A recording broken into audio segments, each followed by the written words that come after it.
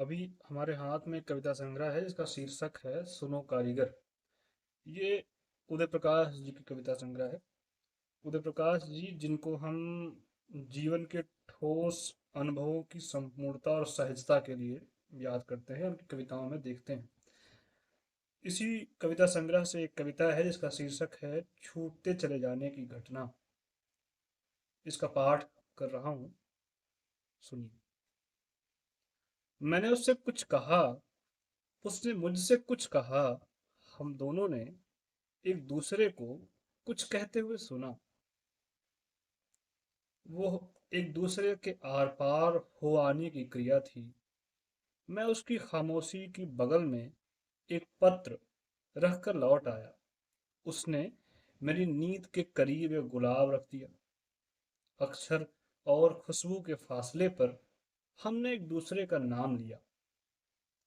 मैंने घड़ी की सुइयां रोक दी, उसने अखबार छुपा दिया।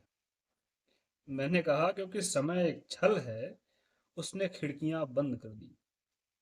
वो सन्नाटे के अपने हिस्से में मुझे देर तक छूती रही। मैं अपने अंधेरे में उसे नंगे पांव चलते हुए देखता रहा।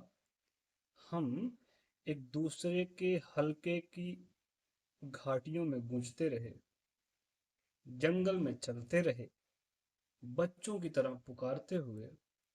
मैंने उससे कुछ कहा, उसने मुझसे कुछ कहा। हम दोनों ने एक दूसरे को कुछ कहते हुए सुना।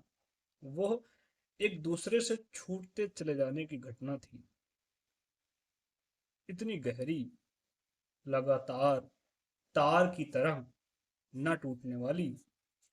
बारिश के बाद कई वर्ष धुल कर चमक उठे हैं।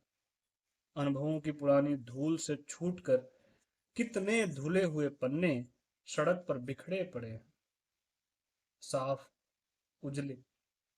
कितने भीगे हुए खाली घोंसले हिल रहे हैं हमारी स्मृतियों में।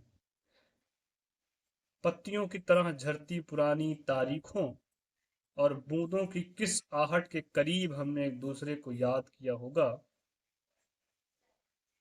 अपने हिस्से की बारिश के गुजरने के बाद हमने अपने अपने भीगे हुए कड़के छिपा दिए और एक दूसरे के सामने लगातार हंसते रहे, पत्थरों की तरह।